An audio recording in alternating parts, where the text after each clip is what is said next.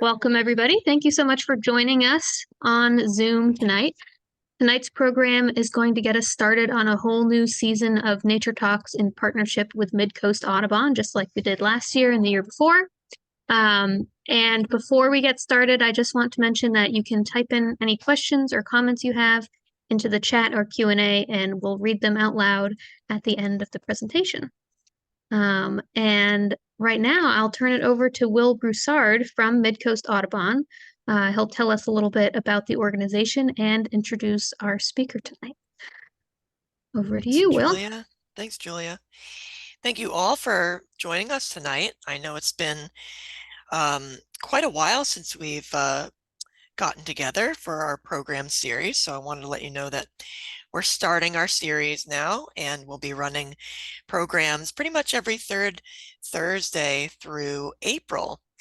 So we're very excited tonight to have Josiah Patrick to speak about his life and work photographing birds, but I just wanted to let you know a little bit about some other programs that we're offering.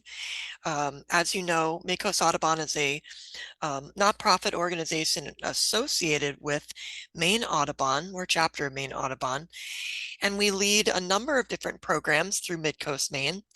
And we have a bunch of different field trips. Hopefully folks have been able to join us for a number of our spring and summer field trips. But this fall, we're going to wrap up our field trip season with a trip to Sabattis Pond on November 4th. I will be leading that. We're going to be checking out all of the ducks that call Sabattis Pond a home stopover, a habitat on their way south. So it's a really exciting field trip that I'm looking forward to seeing. 2 years ago, I was very proud to have found a Hudsonian godwit in Biddeford Pool. So I'm sorry it's about its pond. We were just at Biddeford Pool a couple weeks back. So that's exciting. So come out and visit, and we'll do Sabattis Pond on November 4th. And also our next talk will be November 16th, third Thursday, with Doug Hitchcock of Maine Audubon. We're going to talk about his trip to Guatemala with and we had a number of our board members join for that, and it was really awesome. So looking forward to that program. And then skipping December, as we typically do, we will regroup in January 18th from 6:30 to 7:30 p.m. We'll be tracking wildlife in Maine, and that will be an in-person program at Camden Public Library. So stay tuned for more updates on that. And so without further ado, love to introduce Josiah Patrick. And Josiah Patrick is a photographer based in the South. And it sounds like he's traveled a lot through his adventures in Central and South America, in addition to across the Southern United States. And so we're really excited to learn more about his photography and the methods he uses to get such incredible photography. If you aren't following him on Instagram, I highly recommend it. He's got 4,000 followers, which is super awesome. Our Instagram, it's like 400 followers. So we're really excited to have Josiah. So I'll pass it over to you. Thank you so much. Thank you for having me. So my name is Josiah Patrick, like Will says. I do a little bit of everything. So I'm a photographer. I'm also a guide getting into the business. I'm a school counselor. That's what I do as a career. But I'm also a board member and photographer for Ace Ecology, which you'll learn more about later. So as I tell this story, it's going to be kind of three major themes. And the three major themes are going to be the importance of habitat, the importance of native plants, and the importance of like community and collaboration when it comes to keeping the habitat and everything safe. So I'm just going to tell you my story, and if you have any questions, please feel free to put it in the chat and I'll answer it at a later time. All right, so I was born and raised in Trinidad and Tobago, and I immigrated to the United States in 2004 to Plymouth, Arkansas. But I was raised in East Atlanta, Georgia. And as a new arrival, life was hard, and we often had limits as far as money, but family was always a constant. So we spent our early days watching Zuma Film, and we watched Crocodile Hunter, and these were the things that inspired me to be into nature. But as the story of a lot of people in communities of color, there was no avenue for me to pursue it. And so I kind of gave that dream away. So I took a different path and decided to pursue an education in first in as a teacher, and then I changed course and decided to become get a degree in psychology and then school counseling. So I attended Liberty University and Georgia State University. So I began taking these walks in the woods because there was just I still felt off. So I wasn't truly happy with what I was doing. And so I would take these long walks and I began to see birds all around me. But during these walks, I would feel lifted from the things that were weighing me down. And so these observations began to get deeper and deeper because it became like a safe space. So I found the pine warbler, and I, as a rookie birder, thought the pine warbler was the only warbler species in the world, which is crazy now, like thinking back on it. So what the reason I love nature is because nature provides healing and understanding in times of needs. And John Muir put it best what he said: the clearest way into the universe is through a forest wilderness. Come here for come to the woods, for here is rest, and allow nature's peace to flow into you as sunshine flows into the trees. In every walk with nature, one receives far more than he seeks. And throughout this talk and throughout the journey that we're going to take together, you'll notice that that's a consistent pattern. So in 2020, right before the pandemic, I began attending walks that were held at Clyde Shepherd Preserve, Nature Preserve. And it provided me with a perspective that I didn't have as an untrained eye, because now I had somebody explain to me all the interactions that I would see. And community outreach is important because it helps to inform the community and it inspires its attendees. And this is really important because without this, I would never have the spark or the a place in which to place my interest. So my relationship began at home with birds. So my relationship began deepening as I began seeing species like cedar waxwing randomly appear or warblers come and go. And as a young birder, I didn't understand why these beautiful birds didn't stay. And so I began to look at plants. So this is jewelweed, and it's found in the South. And jewelweed is a native plant that we have. And so a native plant is one that occurs naturally in a region in which it's evolved, and it owes its relationship to the geography, right? And native plants are the foundation of any healthy ecosystem. But as a young birder, I just saw a plant and I was like, this is orange, this is interesting, but what is it doing here? Why is it growing? And so I began to do what any young person does, and I began to look at it and observe. And so as I observed, I would end up seeing species come to this flower. And so it started off as pods. And then with time, those pods began to grow bigger and bigger. And this kind of can be a metaphor for how my relationship with nature was. At first, it was a spark. At first, it was a seed. Then eventually, with time, it grew into a bud and grew into a flower. And so I began seeing species like daddy longlegs, a sweat bee, red-headed nymphs, cricket nymphs, and spittlebugs. And I'm like, all these things are interacting with this flower. And so I began seeing other species like the ruby-throating hummingbird. Well, this would, again, the thing that is occurring is like growing my view on what's happening around me. These micro observations began to make me say, what else is existing around me that I'm not paying attention to? So I began taking trips to see the species like the prairie warbler, who would return year after year to its breeding grounds at Chattahoochee Bend. And seeing this was like, okay, this is occurring, but why is this bird here? So as I began learning more about warblers, I began discovering birds like the Blackburnian, the chestnut-sided warbler, and the Blackburnian warbler, who would return to North Georgia and the Northeast, and it would use its mature pine forest. And so I began to investigate, and I realized that they use the upper canopies of the trees to nest, and they feed on the bugs that were attracted to these plants. So while these sparkling beauties caught my attention, it was noticing those birds that hid in the underbrush that made me really notice the importance of habitats. So I would notice that birds like your ovenbird and your worm-eating warbler, while they would both be ground dwellers, they wouldn't exist in the same place.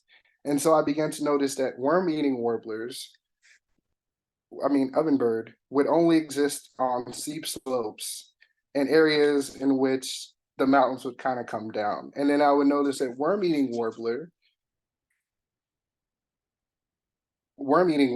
would prefer like steep slopes in areas where the branches wouldn't touch the ground. And Louisiana water thrush and Kentucky warbler would use low-lying areas, but they were using variously different habitats. Whereas Louisiana water thrush would prefer areas with water and areas that were relatively darker. You had Kentucky warbler who would prefer areas that were surrounded by big old pines and that had scrub in between them. So as I noticed the difference in the habitat, I began to see all the birds that were all around me. And so I was like, I need to go somewhere else. So I decided to go to Saxon Bogs, and here's me struggling in the cold. That is the coldest place I've ever been to. And Saxon Bog was a perfect example of one, what a boreal forest should look like, and two, the importance of habitat. So Saxon Bog, regardless of how cold it gets, it's home to 240 species of bird, of course, which change throughout the year, and over 600 species of moth, which were attracted by the 430 species of plants and the other things that would seek this unique area. And it was all due to the native plants that were existing in this space. So I began to notice that boreal chickadee live in this area, but they had unique adaptations that allowed them to live. So boreal chickadee, they hide food regularly, and then they maintain a diet of stored insects and seeds to get through the harsh winter. But boreal chickadee are smart, and they would notice when other birds were around that were seed eaters, and they wouldn't cast their seeds in those areas. Whereas common redpoll, they were in the same habitat, but they had very different behaviors. They would forage for the abundance of seeds and native grasses, but instead of working independently, they would work in these large groups and create tunnels under the snow. And then I also saw species like northern hawk owl, which would come from the far north to seek the hunting areas in the bog. But northern hawk owl were special because the reason they come down is once the snow piles up, they hunt by sight, and a lot of the prey is not available. And they're one of the few owl who do hunt during the day, so they have to move because of what was occurring around them. So my interest was like, okay, I've been to Georgia, I've seen these beautiful forests, I've been to coniferous forests and boreal forests, and I'm seeing species like the common redpoll, the boreal chickadee, and the northern hawk owl. But it's just a little bit too cold, but I still had the spark and the inspiration to explore in more places. So I headed to the Sky Islands of Southeast Arizona and Mexico, which is home to the Sierra Madre and the Rocky Mountains. And because of this unique area and these two different mountains, they form a niche habitat that allows a variety of species that only exist in this unique place. And so the Sky Islands are home to the red-faced warbler, who are so connected to the area that in other areas where there is not this particular habitat, they're actually losing ground. There are core ranges in Mexico, and they prefer to be in elevations of 6,500 meters or higher. And even though they live in these high elevations, they actually end up spending most of their time on the ground, and they actually build their nests on the ground, moving and behaving very similarly to hummingbird and other species I had saw in the Northeast. Other species that caught my attention were pygmy nuthatches. So although they live in this high elevation, you wonder how a bird this small survives when it gets colder or survives when the temperatures drop. Well, pygmy nuthatches actually use the coniferous forest, specifically ponderosa pine, and they survive the high elevation due to their ability to, one, form groups of communities and they huddle together for warmth. And then two, they're actually one of the few birds who participate in hyperthermia, which is where they lower their body temperatures to basically decrease the body's needs that they have. So as I continued investigating, I realized that there were not only birds existing on the higher levels of these mountains in these super hot areas, but there were also birds existing in lower elevations in canyons. And one of those birds is the five-striped sparrow, who thrive at lower elevations in the canyon, and they use the bushy shrub, the thorn forest, and then like rocky slopes to survive. And they survive on the native plants that were existing in that area using mesquite, acai, and hackberry and then the taller stands of a colo. And they eat the berries, the seeds, and the things that the plant was providing in abundance. And this was found in Box Canyon. So this was one of my first investigations. Although I had talked about jewelweed, or I had looked into jewelweed, this was one of the first examples that I saw as a young birder of habitat not only playing a role, but then the existence of plants. So this made me say, okay, I know that I'm interested in these birds that exist in these places, but these birds only exist because of the existence of these plant species that I'm seeing. And so Texas was really important in my journey because Texas natives are everything. When you think of Texas, you think of an area that is hot. You think of area that's dry. You think of an area that doesn't have much of abundance, but that's actually the opposite of Texas. Texas has habitat just like Southeast Arizona that's unlike anything in the world. And Texas actually provides homes to a variety of bird species that we have throughout the United States. And the reason that they have these habitats is because of the existence of the native plants that provide not only cover, but nesting sites, foods, and a variety of other needs for the animals that we're going to see later on in our presentation. So, So when we speak about natives, we have to talk about the importance of natives, because natives not only provide larval insect hosts, but they're also nectar producers, berry producers, nut producers, seed producers, and they change the land in which they sit on. And so the importance between non-natives and natives is that impact that they have. While native plants, they flower, they look beautiful, they may stay year round, they don't provide the same substance and the same important needs that a native plant would provide. And so during my journeys to Texas, there were a variety of plants that came to mind. And one of the major ones was Anachuta, which is basically known as the Mexican olive. And Anachuta is perfectly designed to fit buff-bellied hummingbird and other species who use these flowers and in turn pollinate them. And buff-bellied hummingbird use this tree to not only nest, but they use all parts of the plant when they are forming their nesting cups, using plant material, flowers, bark, lichen, and even spider webs to form their unique cup-like shaped nest. Another plant that I noticed that was a really important species was ebony. And ebony is special not because it provides seeds, not because it provides flowers, but ebony is also important because it changes the soil system around them. Ebony is a plant or a shrub that is high in the composition of carbon, and so nitrogen, I'm sorry. And the nitrogen helps to change the formation of the composition of the soil, which makes it so that other native plants can use that soil that they couldn't use before. And so they complete a variety of jobs. So not only as a food source, but they're a major region and environment changer. The last plant is hackberry, which hackberry I know has a mixed perspective for a lot of people, but hackberry actually provides food for not only birds, but also for mammals. And according to Doug Talamule, it supports over 43 species of caterpillar, but it also supports butterfly and moth, which of course come from caterpillar.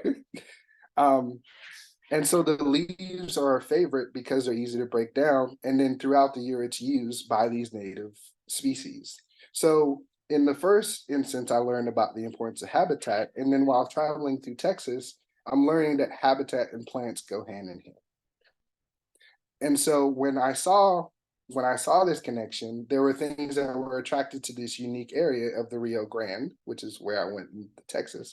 And species like your Altamira oriole prefer this brush oak woodlands of Texas, and they seek these areas during their breeding season to raise their young because it has an abundance of food. And so they actually perform a two-tone whistle note, which is very similar to our next friend, which is the black-crested tufted titmouse, the black-crested titmouse, who also prefers this area as well. And they are similar to tufted titmouse to the point where they were almost considered to be the same species of bird, but they're now have split and become differently. And they are very particular because they prefer areas with highly dense diversity of plants and other species. So it shows you and it highlights the importance of the diversity that there is with native plants, and especially in this ecoregion.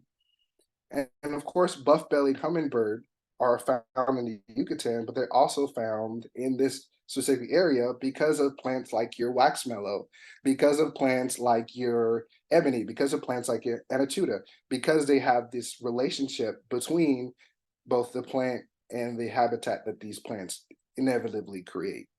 And so buff-bellied hummingbird are found all over Central America and in deep South Texas. They prefer dense areas where they move through almost silently, and they're one of the biggest hummingbird in that area, which benefits them. So instead of having to compete with all the other species, well, I come north, and for a time period, I'm the head honcho, and that's why they really prefer these areas. Now, these hummingbird are very particular because they're actually the only hummingbird, or one of the only hummingbird species that actually come north after breeding season. So they visit places like Louisiana, Alabama, and Florida during their post-breeding dispersal movements, and then they go all the way back down to Mexico to winter. So they're very particular when it comes to, or different when it comes to hummingbirds that you traditionally find in the region, because most go from north to south, but once they've bred, they usually go further south. Birds rarely come back in that direction. Green jay were one of the species that I found in that area as well, and they're one of our, again, Yucatan visitors, but there's diversity between how green jays, the type of habitat the green jay uses, the look of the green jay, and they vary differently from the Yucatan population. So they're very special in this way. And they're highly social, and they use this shrub to hide, to breed, and they communicate with each other very loudly, similar to the blue jay that we have here. And the last species that we're going to talk about when we talk about Texas and the diversity of birds is going to be the northern beardless tyrant. And northern beardless tyrant are actually flycatcher and not vireo, even though it moves and acts and behaves like a vireo. But that's because of their relationship that they have to this unique habitat. And the reason that they get their name is because of their lack of beard in their face. And so it again highlights the importance, because this is one of the few places in which northern beardless tyrants actually show up. There's no other location in the United States that you can find this unique unique species. So while my journeys in the United States taught me the importance of habitat and where species come, and my journeys in Texas taught me the importance of the plant species I see, my journeys through Belize and Central America really taught me the importance of community. So this is my friend Eli. Eli and his family were one of the co-founders of Monkey Bay Wildlife Sanctuary in Belize. They were created to be a study abroad area, and they have a variety of habitat that exists that they maintain. They do all the work for the habitat themselves. So Monkey Bay, they will take you there, you stay in like these private lodges, but in that area, there are species that exist only because of the work that they do there. And so they have a dedication to conservation through community. You can see to the left here, the older gentleman is actually Eli's dad, Matthew, who passed away early in the year. And he was a big catalyst for the creation of Monkey Bay, not only as a nonprofit, but just because of his connection to the land and the people.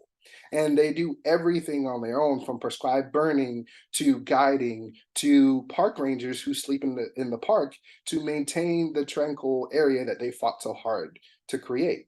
And because of their hard work, they've created Monkey Bay Wildlife Park, which is an extension of Monkey Bay Wildlife Sanctuary, which is amazing. So they've turned an 1,100-acre property. With the addition of the national park, they have over 4,000 acres of untouched, pristine habitat due to the fighting of the people. And because of the ability of the people to work in collaboration as a community to say, we see everything that's going on around us and we want this area to stay maintained. We want people to care about the environment and the space around us. And so because of their hard work, I was able to see species like yellow lord parrot who thrive in the lowlands of Belize, but they're actually losing their ground because of not only habitat loss, but because of pet trade. So these beautiful birds are being trapped and then taken and sold off to the highest bidder in a sense. You can actually find the species online for sale. But they are found in Honduras, Mexico, Guatemala, and Belize. Northern Frigorous pygmy owl, these are juvenile who actually bred right near the house, and you can hear them vocalizing, you can hear the parents. It was a really great experience, but they are another species who is losing their ground due to habitat loss, who thrive in these areas. So these birds, despite looking big on my screen, are actually the size of bluebirds. And they are unique because, like our northern hawk owl, they hunt during the day, and they actually have pretty bad hearing, but they hunt by sight for mostly, and they target the young of other prey, the fledglings, spiders, snakes, and a variety of other insects that are available because of the habitat. This is a ruddy crake, and a ruddy crake requires specific habitat, and that exists because of the conservation of this area. And they prefer freshwater marshes, damp fields, and roadside ditches. They walk along the forest floor and they use their unique habitat to blend in while searching for prey items, which are mostly like worms, invertebrates, and other things. And once you're like against the forest floor, this is a really hard bird to see because it just blends really well into the background. Another species who benefits from this area is going to be your olive sparrow, and olive sparrow actually prefer like shrubby fields, deep, deep dense forest, and they prefer like really weedy areas. Well, because of their prescribed burning, they've actually seen an increase of this sparrow in the habitat, and this sparrow is actually really hard to find and one of the species that are very understudied.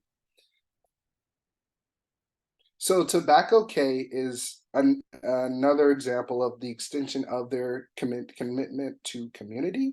And so Tobacco K is a marine station that is on a small island right off the coast of Belize.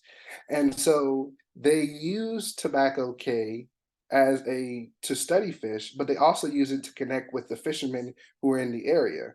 And so at Tobacco K, they had a lionfish hunting tournament, and you can see the lionfish collected here.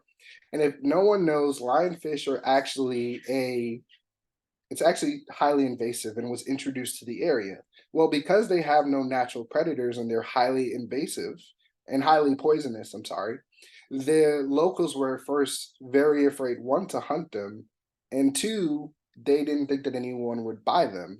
And so by using the tournament, we were able to not only inform the locals of the useful nature of lionfish, but actually we were able to show them that it's popular, it's something that you can sell, and it's something in which you don't have to be afraid of. And they really tried to like hone in on them, like, okay, instead of taking this native fish or this fish that you're overfishing, well, here's a fish that is in abundance that you can use on a consistent basis without basically like reducing the population of the native fish that we have, or reducing the population even of that fish. Lionfish are very vicarious, and they breed very rapidly, and so one fish can lay over 500,000 eggs, and they have a 50% survival rate. So this fish was spotted one time in 1990, and then by the time we look in the 10-year span, they had a population of over a couple million. And so it's really important that something is done, and by using the locals and really communicating with them about the importance, then we can work to not only change their lives, but change the impact that these fish have on the environment. And so if Belize and my experiences there were an example of a job well done, the plight of the blue black grasskeet in Trinidad and Tobago, my home country, is an example of the opposite. So Trinidad used to have over 9 species of grasskeets and seed eaters, of 9 species of seed eaters. And because of trapping and songbird trade, there's now only 2 species of grasskeet and of seed eaters available on the island. So Trinidad and Tobago has somewhat of an obsession with trapping songbirds, and they're everywhere. They're in markets, they're in homes, they're advertised on the internet. It's everywhere. And there's even gotten to a point where people compete over which bird can sing the highest and loudest and most beautiful song, and they actually bet money. And so bird trade has exploded and has impacted a variety of species that exist on the island. So that these 2 species, which I will talk about, are the only species that exist. Now, blue-black grasskit were able to exist because they have no song. But they perform a unique display that is known by all the locals. And I have this fun video of the display.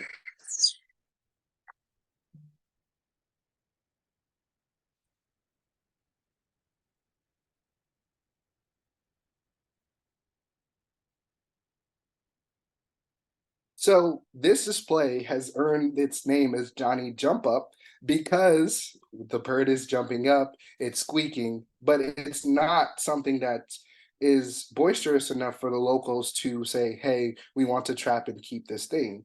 So it's almost a shame that birds have to have no voice in a sense in order to be saved from the cruelty of humans. And so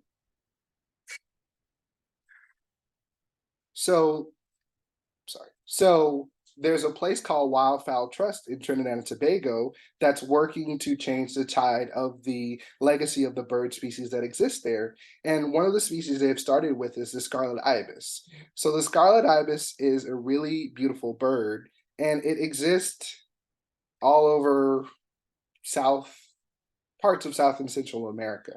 And so they're cousins to the white ibis, which is a bird that's commonly found on the South, especially in places like Florida, but it's spreading further north. So here's a quick video of a scarlet ibis.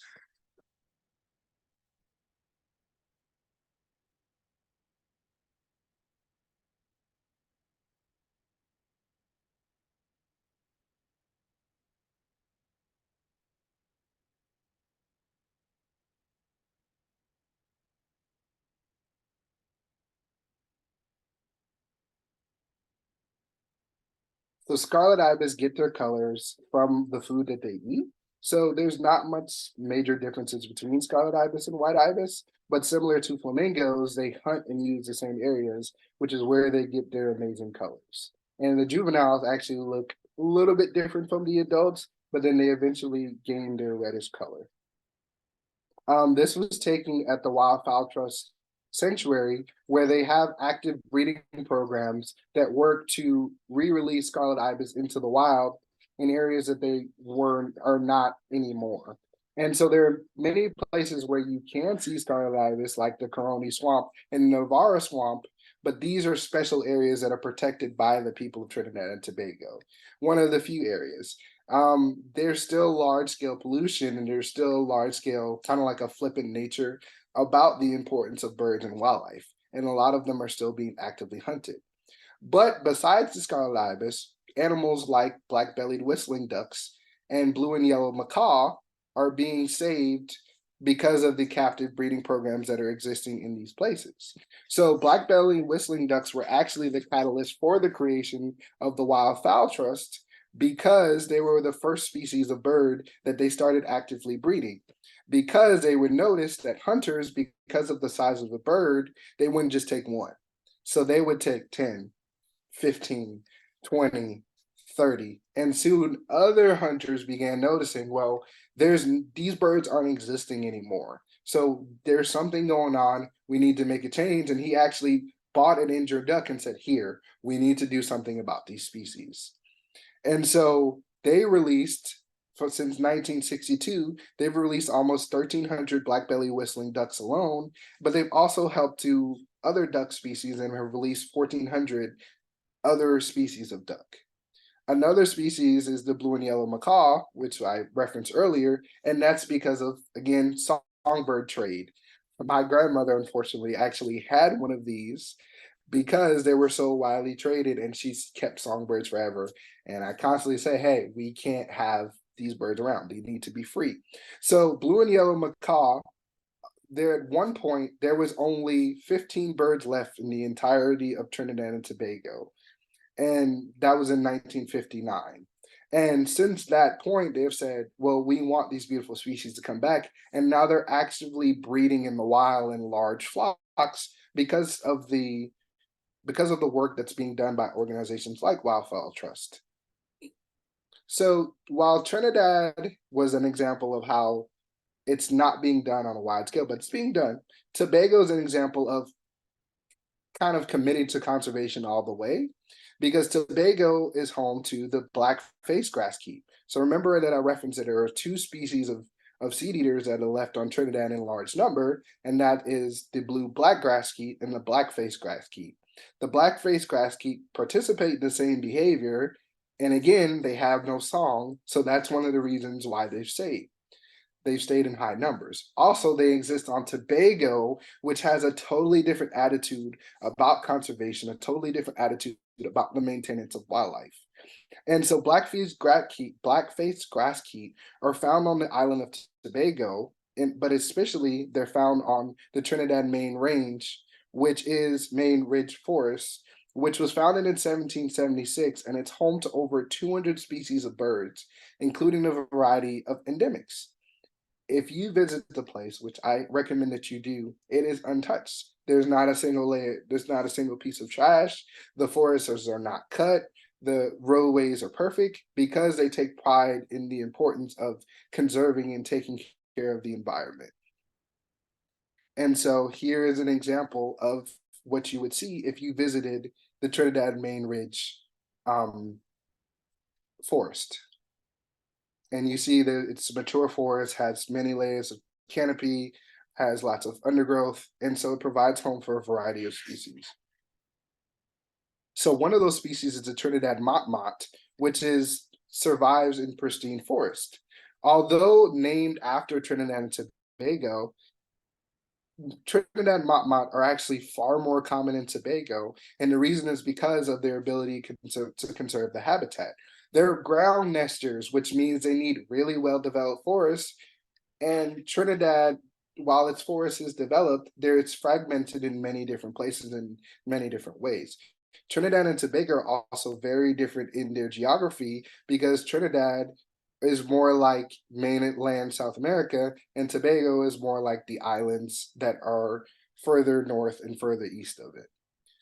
And so the Trinidad motmot actually feeds on invertebrates found in the leaf litter on the ground, and it follows swarms of army ants or small birds because they know they're going to help them locate spiders and other invertebrates that lie along the ground that they themselves eat. The blue-backed manakin is another bird that survives and only exists in Tobago because of this pristine forest, as well as the difference in geography.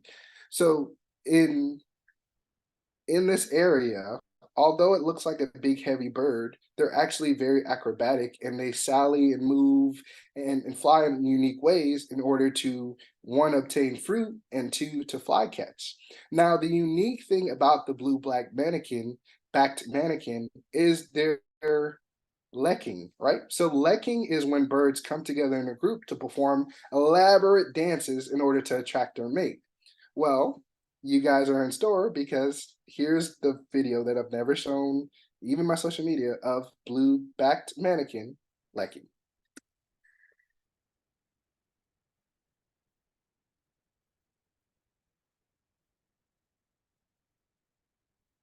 As you can hear, this first male is going to let off a note, and that note lets other males know, hey, I'm going to perform. I need someone to come with me in order to start this. And so he clicks, and he's preparing to dance. So you'll see that now another one appears, and then they begin warming up. And so they're going back and forth. And if you see in the middle, there's actually a female judging them to see who is the best dancer. And these males don't do this as competition, but they work together as a community in order to mate, and there's actually an alpha, and there's actually a head male who gets preferential mating over other males. So there's actually a class and order system within their society. So this shows not only that the birds are collaborating, but there's advanced unity in construction in which they present and perform. And so the last bird that I'll highlight from that area is going to be the white-fringed ant wren. And the white-fringed ant wren, again, only exists in Tobago, again, because of difference in geography, but also because of the development of the forest in the area. So they prefer the understory, and they blend in using that grayish head and the white body, and they hunt the insects using their tail. So for me, it kind of brings to mind hooded warbler, how hooded warblers spread their tail to attract their prey. Well, white fringed ant wren do the same behavior as they're moving through the thick foliage. And so they're using those white spots, and they're getting insects and other things to jump and move and react to them. And they're really, really just beautiful birds. So it was important to add them to them. So while Tobago, Main Range Tobago is an example of that, an extension of that is the island of Little Tobago. Little Tobago is home to red-billed tropic bird, and red-billed tropic bird exists on this island because, one, not only is it isolated, but again, it was actually home to birds of paradise. So Trinidad and Tobago used to be a British colony, and back when we were owned by the British, or colonies of the British, one of the lords decided to establish the island of Little Tobago. And there he kept birds of paradise. He kept all these birds, these beautiful birds that he saw around the world. Well, for a couple of years, they survived.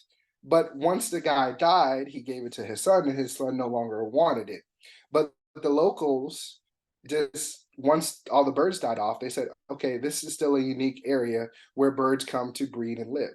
And red-billed chocolate birds are an example of that because they breed on this island due to its height and topography. If you look at the legs of the red-billed tropic bird, they're very tiny. And it's because they spend most of their time at sea unless they're breeding. And so the red-billed tropic bird come to this island high up, they just crash land, and then there is where they have their young. That's where they have their nest. And they nest in everywhere. They're really terrible parents. They nest under boardwalks, they nest on the side of hills, and their eggs go down. They just want to get the job done. And so they just put it anywhere. And so they nest on this island for 4 to 6 weeks. Well, because of, again, the attitudes of conservation, they also extend that to the oceans around the island. And unlike the rest of Trinidad, which is highly polluted, especially the waterways, well, Little Tobago doesn't have that problem. And so there's a variety of animal species that only exist in this, marine animal species that only exist in this unique environment. So the presence of red-billed tropic bird actually brings other guests. But here's a picture of the red-bill flying across the mountain and down into the ocean. They're really beautiful birds. But they bring birds like magnificent frigate birds who prey on birds that dive, like red-billed tropic birds, because of their inability to themselves dive. They cannot get wet. They can get wet, but they can't get their wings completely wet because then they lose the ability to fly. And so they hunt or they bully other animals into releasing their prey, which they catch before it hits the water. And so it was actually a famous biologist actually came to the island to record this unique relationship between the red-billed tropic bird and the magnificent frigate bird. In Belize, the same thing occurs off the Man of War Island, where these magnificent frigate bird actually do the same thing to the boobies that exist in the area, and they pressure them into giving up the prey. So this is a consistent behavior found throughout the range of the magnificent frigate birds. And here's an example. Here's some brown noddy who also live in these unique areas. So to kind of wrap it up, because of the things that I saw on my trip, it inspired me to create and do more within my own environment and my own community, because we all know the plight that is happening to the birds and the animal species throughout the world, even in our own homes.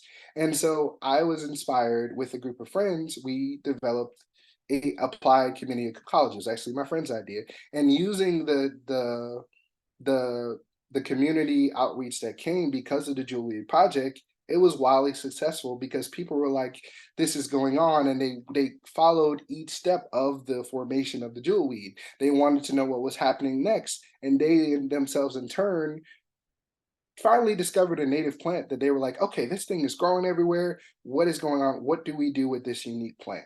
And so Ace kind of was the baby of all that movement.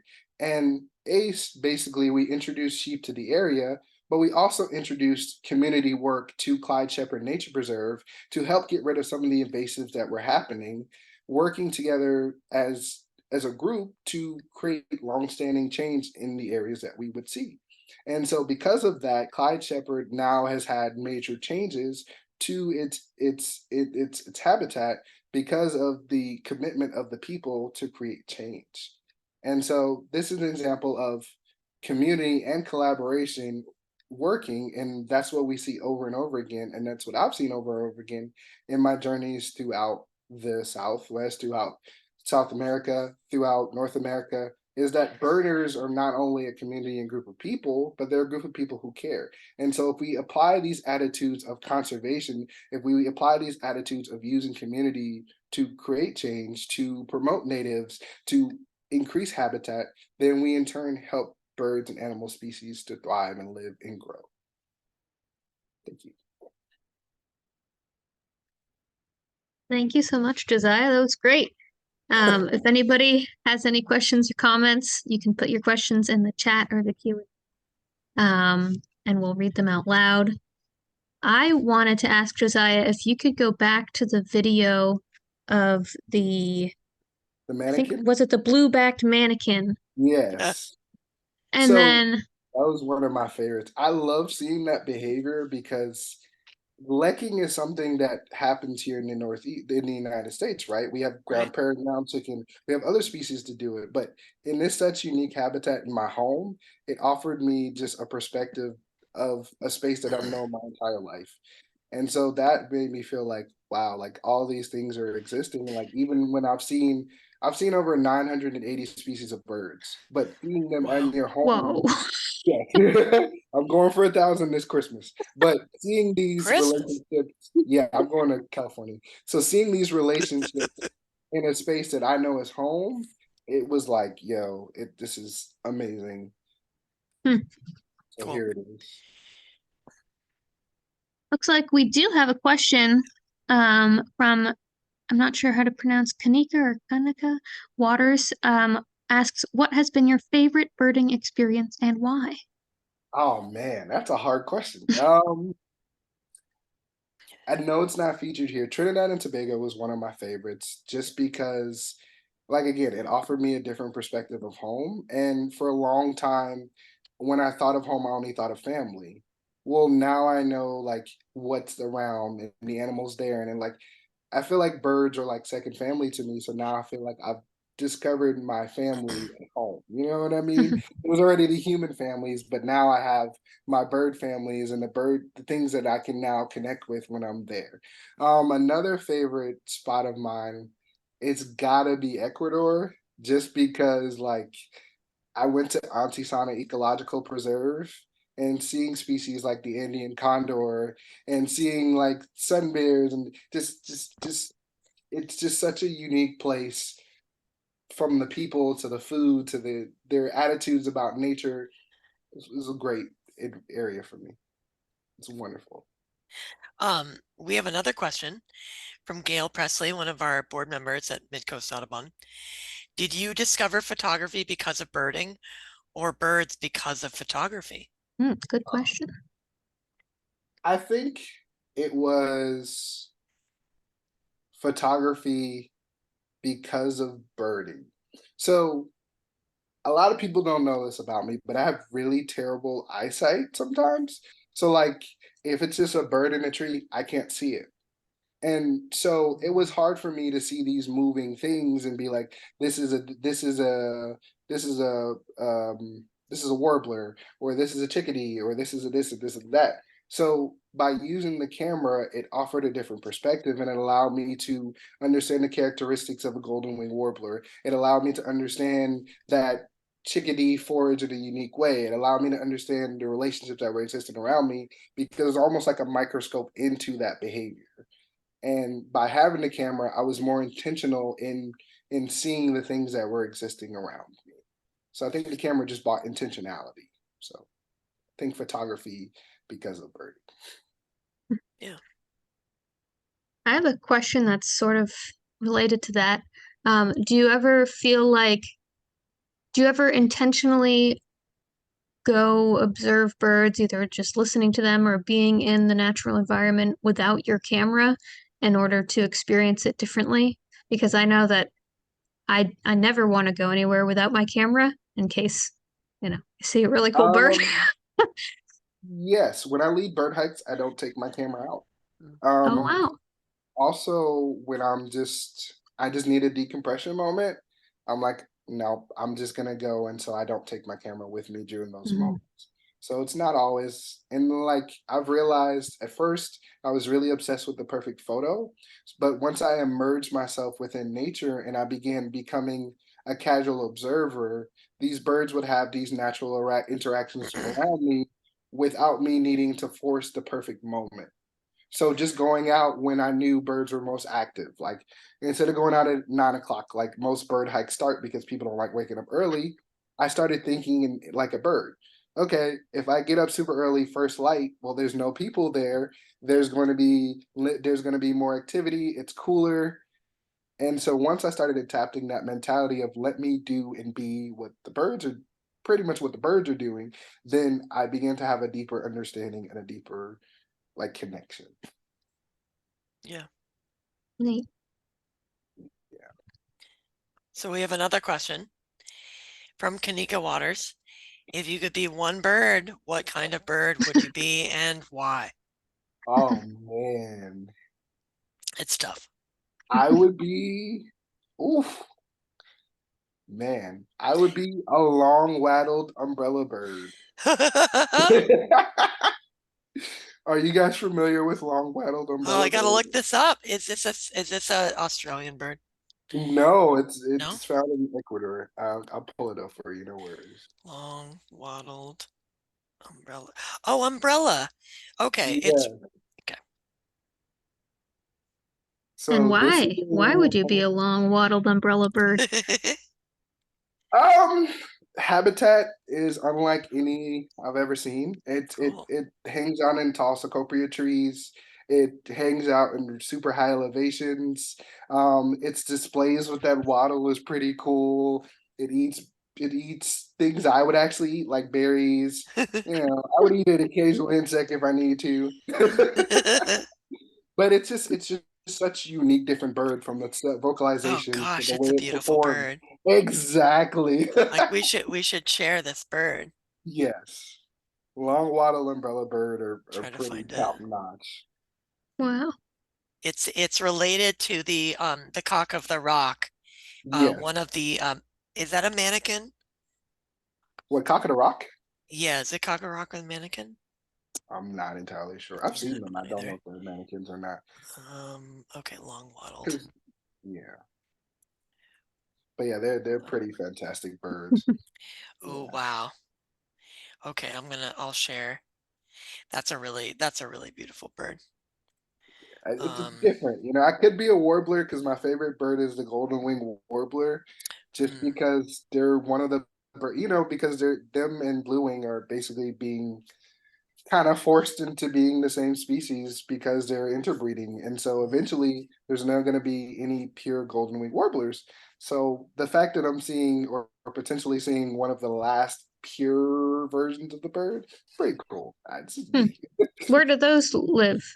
Golden wing and blue wing. Golden wing, I've seen them in Pennsylvania, New Delaware, New Jersey. They're all over the Northeast. They breed pretty high up in Northeast. That reminds me, a lot of our audience will probably be used to observing warblers here in the New England states that winter in Central and South America. Yeah. And I'm wondering if you had experiences with northeastern warblers on their wintering grounds?